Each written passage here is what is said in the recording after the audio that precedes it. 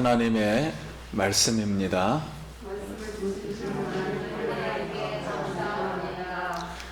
마태복음 5장 10절입니다. 우리 다 같이 10절 시작. 의를 위하여 박해를 받는 자는 복이 있나니 천국이 그들의 것임이라. 아멘. 할렐루야. 우리 성도님 만나서 반갑습니다. 우리 다시 한번 옆 사람에서 한 주간 평안하셨습니까?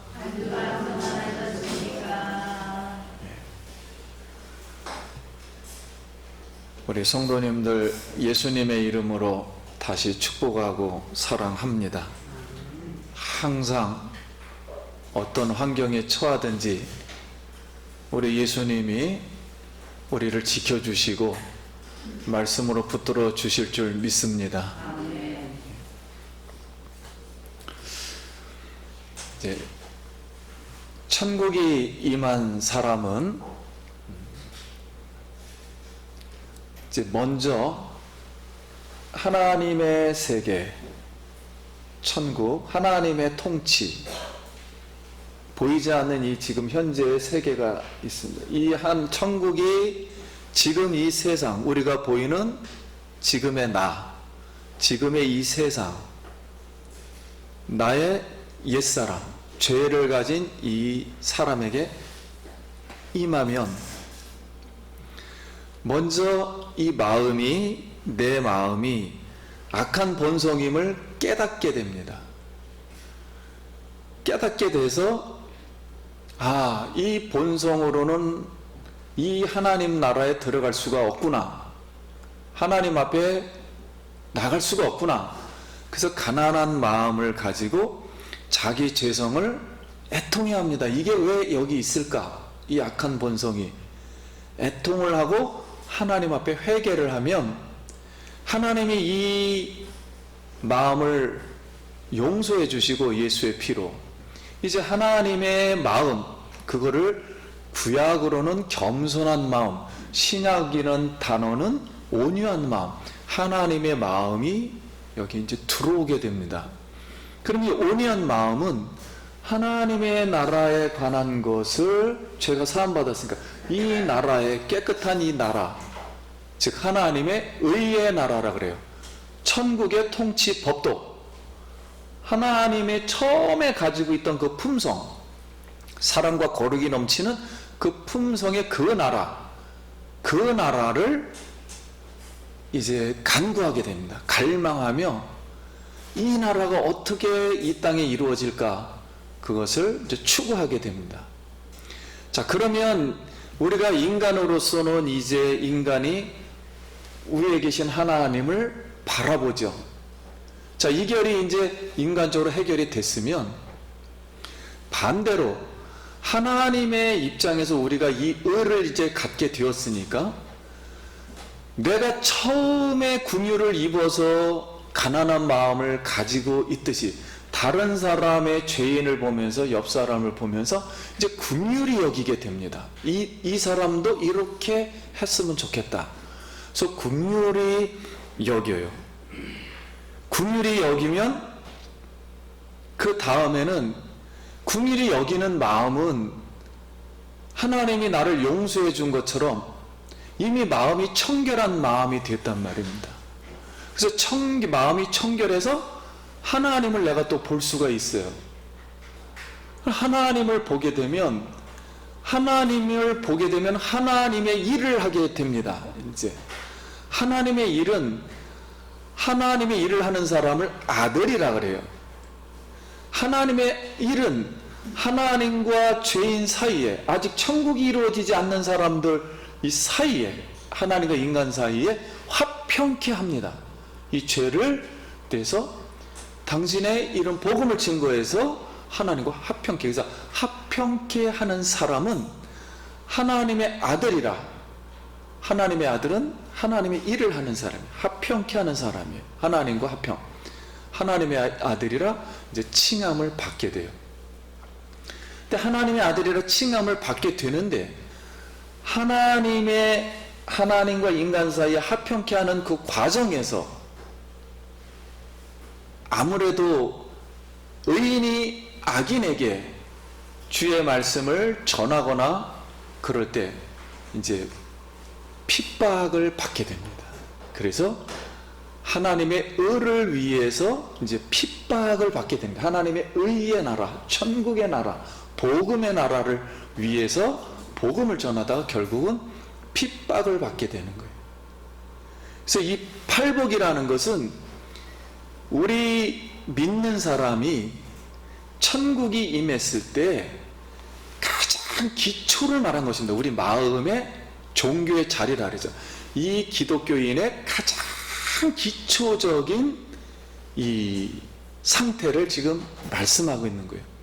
그래서 이제 오늘은 이 마지막 10절 말씀에 의를 위하여 박해를 받는 자는 복이 있나니 천국이 그들의 것입니다. 그래서 10절, 11절, 12절 계속 보면은 의를 위해서 박해를 받으면 하나님의 아들이 되어 하나님을 이제 즐거워하게 되니까 하늘에서 상급이 받을 것이다. 이렇게 하면서 말씀을 이제 팔복에 대한 말씀을 예수님이 이제 마칩니다. 그러면 10절에서 의란 궁극적으로 하나님의 나라의 의, 우리가 보통 천국의 의라 그러죠. 근데 이 천국의 의를 지금 예수님이 말한다는 것은 하나님이 천국의 이 의를 말할 수 있는 사람은 딱 한 사람밖에 없어요. 하늘에서 오신 분. 그래서 예수님이 지금 이 산상에서 이 설교를 하고 있습니다.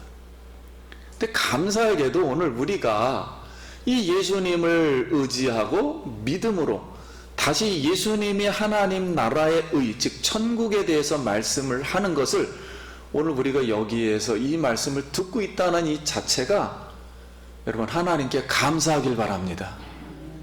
그러니까 하나님의 나라가 여기에 지금 임하고 있는 거예요. 그래서 하나님은 온전하고 의로우신 분이기 때문에 그의 아들들은 당연히 하나님의 닮아서 의로워야 하며 필연적으로 그 하나님의 의를 드러내야 합니다. 그러니까 예수님도 마찬가지 하나님의 의를 드러내야 돼요. 그러면 이제 이 히브리인들은 마태복음을 지금 마태가 썼기 때문에 이 히브리인들은 유대인들은 인간의 감각기관을 세 기관으로 나눴습니다. 눈과 심장은 사람을 보고 생각하고 모든 것을 좌우하는 결정기관입니다. 눈과 마음이 결정을 합니다. 심장이. 그리고 귀와 입은 듣고 난 다음에 내가 무슨 말을 해야 될 것인가를 행동하는 기관이에요. 그리고 발과 손은 행동을 주로 담당하는 기관입니다. 그래서 이 세 가지가 기관을 지금 이 일을 하고 있는데 이 세 가지 기관 중에 어느 하나가 편중이 되어 있으면은 공평한 사람이 되질 못해, 의로운 사람이 되질 못한다. 그런 뜻이에요. 균형이 안 잡힌 사람이 되니까 의롭다고 말하지 않습니다. 유대인들은. 그래서 의로운 사람이 되질 못해요.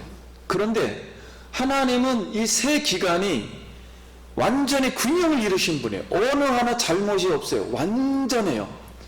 그래서 하나님을 생각하고 결정하고 하나님을 듣고 말하고 행동하시기 때문에 하나님은 의로운 분이다. 이렇게 이해를 하는 것입니다.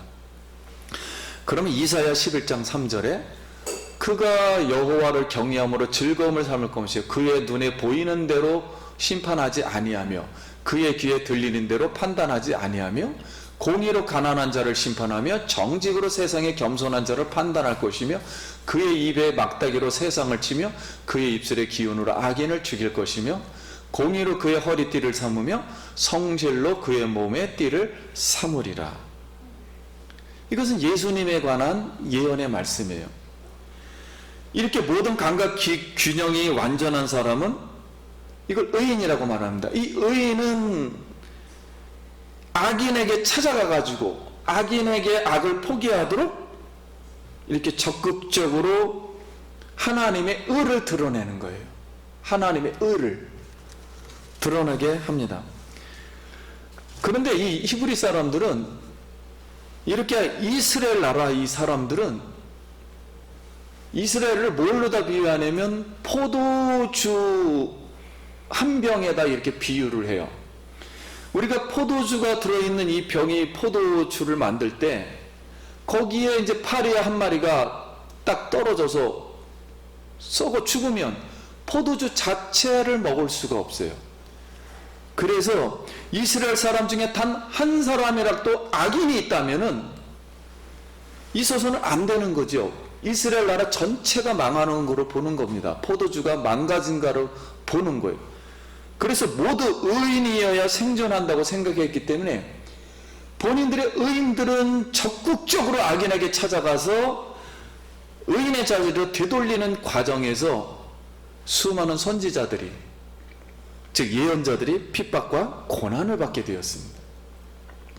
그래서 오늘 본문은 의를 위하여 핍박받는 자는 복 있느니 천국이 저희 것이며, 예수님 이렇게 말씀을 했는데 10절 말씀에 의를 위하여 핍박받는 자는, 그리고 11절 말씀에 우리가 읽지를 못했는데 11절에는 나로 말미암아 너희를 욕하고 박해하면 그랬어요. 그러니까 10절에 의를 위하여 핍박받는 자가, 의가 11절에는 나를 위하여 그랬으니까 바로 이 10절의 의는 예수님을 말하는 거예요.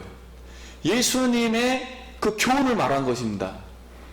그래서 예수님을 믿고 예수님이 가르치는 이 산상수훈, 즉 다시 말해 예수님의 교훈, 진리의 말씀들을 지켜 행하는 것이 하나님의 의를 추구하게 되는 거예요. 그래서 예수님은 자신의 의를 의의 근원이신 하나님과 동일시하며, 나는 하나님과 하나이니라, 나는 하나님의 일을 한다, 그리고 나는 하나님의 의를 세상에 정의로 베풀겠다, 이렇게 말을 하니까 유대인들이 비방하는 말로, 저 나사렛 예수가, 그건 비방하는 말이에요. 나사렛 예수가 조롱과 모욕과 심한 핍박을 하였어요. 그래서 예수님 핍박을 당하시고 선지자가 핍박받은 것처럼 나도 그렇게 핍박을 받았다.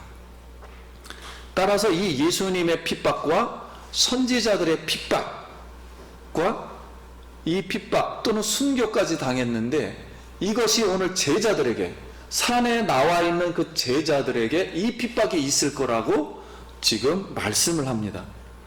그래서 오늘 우리나라도 처음에 복음이 들어왔을 때 예수님 믿다가 집에서 쫓겨나고 매 맞는 사람도 많았고 순교당한 사람이 많았어요. 제가 초등학교 때도 집에서 쫓겨나가지고 매 맞는 사람 무진장 많이 봤습니다. 그 사람하고 주일학교를 같이 했고요. 그래가지고 아버지께 쫓겨났다 그러면서 저한테 얘기하고. 근데 불과 1년 전만 해도 북한에서는 어떤 사람이 예수님을 믿도록 해서 성경에 앞서고 공개적으로 처형을 당했습니다. 그래서 지금도 이제 북한 선교를 하고 있는데, 이 가명으로 북한 지하교회에서 김철혁이라는 가명으로 보낸 이제 편지 내용들이 있어요. 그건 이제 이 변두리 지역이죠. 겨울에는 옷을 몽땅 벗겨 눈밭을 기게 하고 바가지로 찬물을 펴서 물을 끼얹어 1시간 동안 밖에 세워놓아 온몸에 동상이 걸렸습니다. 또 전기곤봉으로 전기를 투입시켜 감전시켜 정신을 잃게 했습니다. 톱을 주지 않고 도끼로 직경 60cm 이상 되는 나무를 하루에 15개씩 자르라고 했습니다. 하지만 가장 고통스러운 것은 하나님이 계시는 하늘을 향해 눕지 못하게 했고 하나님이란 말을 못하게 한 것입니다. 이렇게 이제 있어요. 그래서 이제 북한에서는 우리가 가장 어렸을 때 많이 들었던 동무라는 말을 많이 합니다. 아버지한테도 동무, 뭐 엄마한테도 동무, 너하고 나하고 똑같다는 거죠.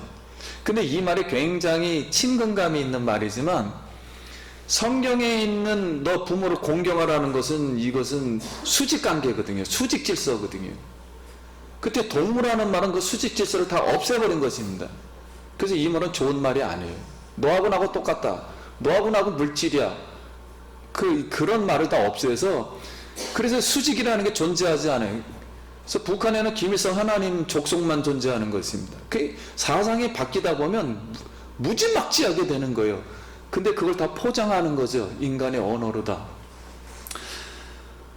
파키스탄에서는 크리스천한 여성이 동료 일꾼들에게 음물에서 기로운 물을 나눠주었는데, 이슬람 신자인 동료가 크리스찬이 주는 물은 더럽다고 이제 쏟아버리자 이 크리스찬 이 사람이 화가 잔뜩 났어요. 그래서 예수는 우리를 위해서 십자가에서 돌아가셨는데 마호메트는 무엇을 했는가? 그 말했다가 동료와 그 주민들에게 구타당하고 체포되어 신성모독죄로 사형을 언도받았습니다. 그러자 이 소식이 전 세계에 알려져 가지고 그를 석방을 위해 서명운동을 전 세계 사람들이 인터넷으로 하는 바람에 석방되었어요. 근데 이제 이슬람의 코란에 보면은 천국을 보상에 믿기로 의를 위하여 순교하라 그럽니다. 그러니까 이슬람의 의죠. 예. 그러면서 이걸 이제 지하드라 그럽니다. 그 말을 이슬람 말로 지하드라 그래요. 지하드라는 뜻은 성전이란 뜻이에요. 성전을 촉구한다 그래요. 그럼 성전 촉구는 자살 테러죠. 자살 테러를 촉구합니다. 이렇게 지하드를 하면 천국에서 일단 먹을 걸 가장 많이 준다. 그리고 여자 70명을 준다. 이래가지고 그냥 자살 테러를 우리가 생각하는 이제 순교로 보는 거예요. 그들은. 왜냐면 그 사람들을 최고로 치니까요. 그래서 불행하게도 지금 이 세상은 이슬람은 지금 하나님을 믿는 유대인 이 교를 없애야 된다. 사단으로 보고 있어요. 그래서 생명 바쳐서 지금 없애는 작업을 하고 있고, 이 유대교가 맨 처음에 예수님을 믿어서 나올 때 로마가 통일을 하잖아요, 세상이. 근데 로마는 기독교가 돼요. 그래서 유대교하고 기독교가 극단으로 또 대적이 됩니다. 그래서 기독교를 또 모슬렘이 나타나서 또 모슬렘하고 기독교하고 또 유럽이 그렇게 돼요, 역사가. 또 그러니까 세 나라가 삼각관계가 돼가지고 완전 원수로가 되어 있습니다. 이 유대교와 기독교, 기독교와 이슬람, 이슬람과 이 유대교. 그래서 이 세상은 이게 하나님을 다 믿어야 되는데 믿을 수가 없어요. 세 명 중에 하나가 둘이 죽지 않으면 안 끝나는 세상이 되었어요. 근데 이 모든 일들이 예루살렘의 이 지역부터 시작합니다. 성경이 예루살렘부터 시작했으니까. 그래서 이게 해결이 안 돼요. 예루살렘이 해결이 안 되면 아무것도 해결이 돼요. 예루살렘의 중심은 성전이에요. 이 성전이 해결이 안 되면 아무것도 이 지구상은 해결이 안 돼요. 아무튼 역사가 그렇게 되어 있습니다. 그래서 앞으로 예루살렘 제3성전이 세워지냐 안 세워지냐에 따라서 이제 앞으로 이게 어떻게 되느냐, 세상이, 그걸 우리가 가늠할 수 있어요. 세상 종말이 어떻게 되는가. 지금 이제 그런 상태입니다. 그 바리새인들이 예수님을 시험하며 가이사의 얼굴을 가진 동전을 보여주며 이 동전이 가이사의 것이냐 하나님의 것이냐고 예수님을 시험했습니다. 그런데 예수님이 대답하기를 가이사의 것은 가이사에게, 그러니까 하나님 것은 하나님께 바치라 하였습니다. 그러면 예수님의 입장에서는 우리가 이제 예수님을 이해를 할 때 예수님은 하나님의 영광으로 입고 오신 분이에요. 그래서 예수님으로 이 땅에 육신으로 입고 왔을 때는 하나님의 영광이 나타나지 않습니다. 보이지를 않아요. 그래서 육신으로 봤기 때문에 하나님의 영광이 안 보이니까 하나님으로 보이지는 않지요. 그러나 앞으로 예수님이 재림하실 때는 우리가 보지 못했던 영광으로 오십니다. 우리가 보지 못했던 신의 영광이 나타났기 때문에 그때는 심판주로 오실 때는 하나님의 영광을 보게 돼요, 바로. 그래서 그때는 이제 하나님인 줄 우리가 알게 돼요. 자, 이렇게 예수님이 말하는 내용을 가만 보면은 가이사의 현재 이 지구상의 나라가 있고 하나님의 나라가, 통치하는 보이지 않는 실제 나라가 지금 두 나라가 존재한다는 걸 알 수가 있어요. 그래서 서로 다른 두 개의 나라가 존재하는데 예수님은 보이지 않는 나라, 하나님의 의를 위해서, 하나님의 통치하는 그 법도의 그 의를 위해서 핍박받는 자는 천국이 복이 있고 상급이 크다고 말씀하신 거예요. 그러니까 예수님의 말을 들어보면은 천국은 좋은데 세상 나라하고 싸울 수밖에 없어요. 가이사의 것은 가이사에게 드리고 하나님 건 하나님께 드려야 되니까 두 개 나라가 세상에선 존재할 수가 없죠. 통치를 두 군데서 받아야 되니까. 그래서 4장 11절 말씀에 나로 말미암아 너희를 욕하고 박해하고 거짓으로 너희를 거슬려 모든 악한 말을 할 때는 너희에게 복이 있나니 기뻐하고 즐거워하라. 하늘에서 너희의 상이 큼이라. 너희 전에 있던 선지자들도 이같이 박해하였느니라. 그래서 이 신약은 모세가 하나님의 나라를 위해서 핍박받았다, 그리스도를 위해서 핍박받았다고 해석해 줍니다. 24절에 믿음으로 모세는 장성하여 바로의 공주의 아들이라 칭함받기를 거절하고 도리어 하나님의 백성과 함께 고난받기를 잠시 죄악의 낙을 누리는 것보다 더 좋아하고 그리스도를 위하여 받는 수모를 애굽의 모든 부하보다 더 큰 재물로 여겼으니 이는 상주심을 바라봄이라. 그 당시에 사람 때려가지고 이 애굽의 왕제였으니까요, 이 마음속 깊은 곳에서 자기 백성들이 고통당하는 걸 참지 못해서 때려서 죽는 바람에 도망쳤어요. 그러니까 이 애굽 나라에서는 이 모세가 나중에 언젠가는 나타나서 이 이집트를 뒤집을 거다. 왜냐하면 자기가 왕의 기승을 해야 되잖아요. 그러니까 항상 주시하고 있었죠. 근데 나중에 나타났을 때는 나이가 다 들어가지고 한참 시간이 지난 년에 하나님의 일을 하는 사람으로 나타났단 말이에요. 그러니까 바로나 그런 사람들 입장에서는 역사를 보할 때 이거 큰 문제가 생겼구나, 나라를 뒤집어 엎겠다는 소리구나, 이러니까 아주 골치가 아파졌죠. 그래서 전쟁이 불가피하게 됩니다. 애굽 나라와 모세, 하나님은 이 나라를 10개 재앙으로 다 뭉그러뜨리죠. 세상 나라를, 그 하나님의 백성들을 빼옵니다. 근데 그 전에 그런 일이 있을 때 벌써 이 모세의 마음속에는 그리스도가 역사에서 핍박을 내가 받아도 좋으니 그 광야에서 80년간을 생활을 그렇게 했던 거예요. 자, 그리스도인도 이제 어려움에 부닥칠 거라는 것을 사도 바울이 말을 했습니다. 고린도후서 4장 7절과 10절, 우리가 이 보배를 질그릇에 가졌으니 이는 심히 큰 능력은 하나님께 있고 우리에게 있지 아니함을 알게 하려 함이라. 우리가 사방으로 우겨싸움을 당하여도 쌓이지 아니하며 답답한 일을 당하여도 낙심하지 아니하며 박해를 받아도 버림받지 아니하며 거꾸로 트림을 당하여도 망하지 아니하고 우리가 항상 예수의 죽음을 몸에 짊어지면 예수의 생명이 또한 우리 몸에 나타나게 하려 하심이라.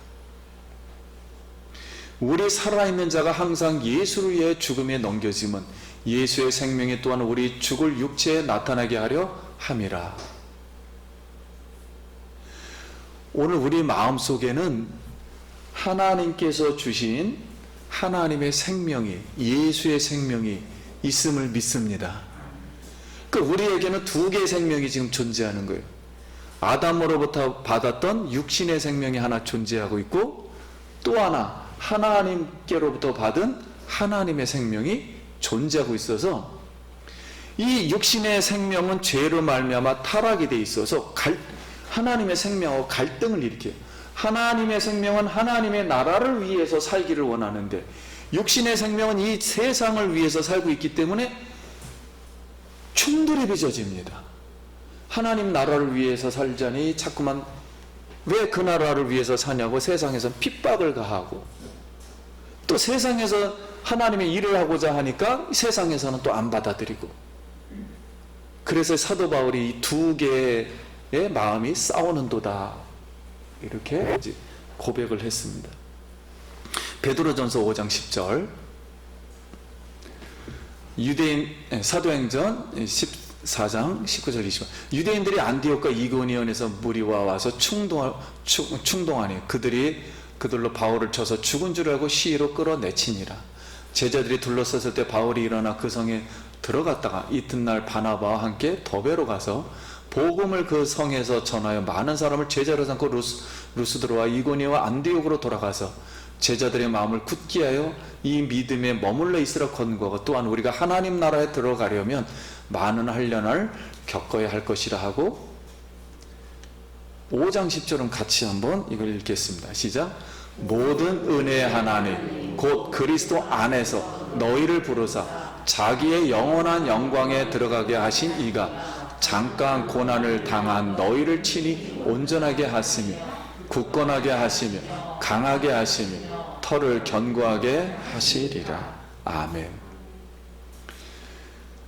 사랑하는 이제 성도님, 우리 마음속에는 영광의 영, 즉 하나님의 영원한 생명이 예수님을 믿을 때 우리 속에 이미 하나님께서 그 생명을 주신 줄 믿습니다. 우리는 자꾸만 세상 생각만 하기 때문에 우리의 이 생명이 자꾸 세상에서 끝날 거로만 생각을 해요. 그렇지 않아요. 이 생명이라는 것은 우리가 다시 이해를 해야 됩니다. 만세 전부터 하나님이 마음속에서 나를 이 생명을 만들면 그때에서부터 이미 존재하기 시작해서 이미 이 땅에 나와서 앞으로 내가 죽어서도 영원히 천국에서도 영원히 사는 영원한 생명이에요. 그러니까 이 지구상에서 있을 때 우리는 이거로 끝나는 게 아니에요. 우리 생명은 하나님으로부터 나와서 영원토록 하나님과 함께 있는 생명이에요. 이 생명을 우리에게 주신 줄 믿습니다. 이게 바로 영광의 생명이에요. 영광을 받을 수 있는 생명이에요.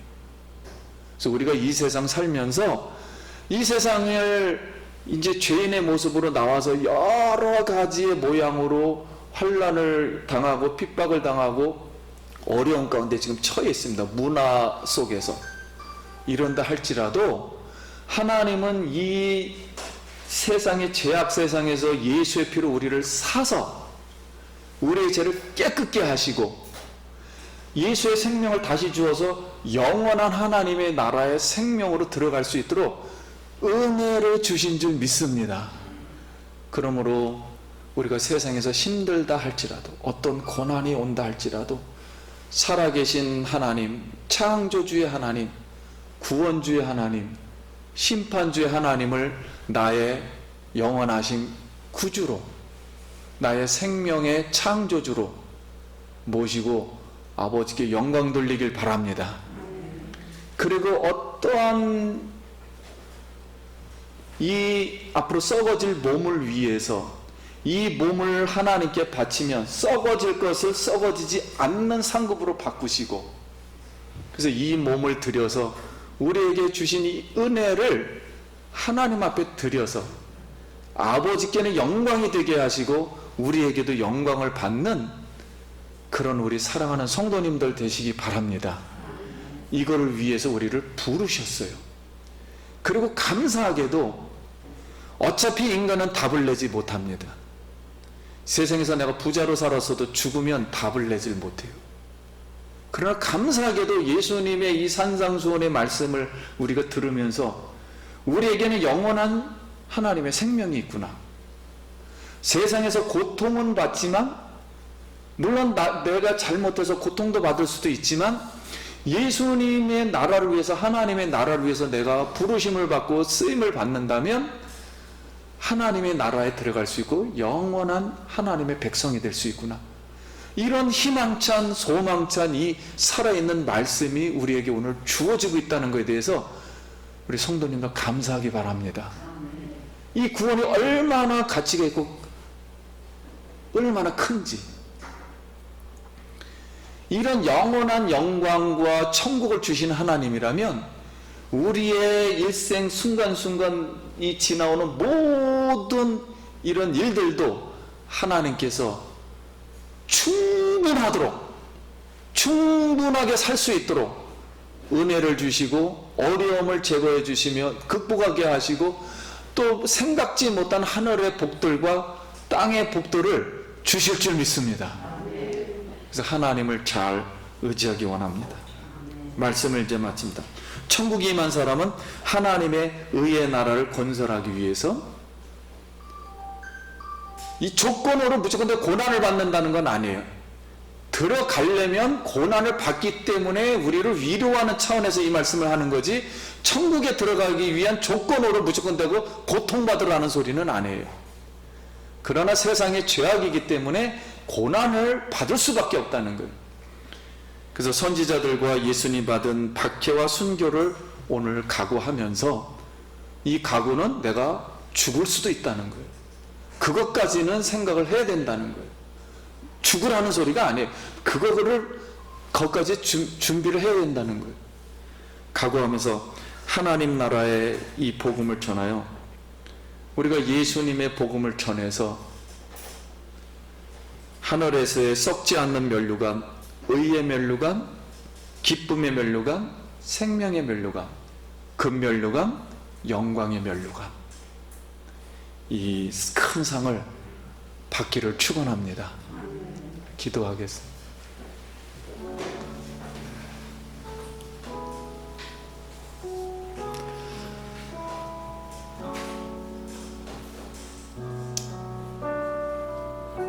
우리 같이 한번 기도합니다. 하나님의 은혜를 감사합니다.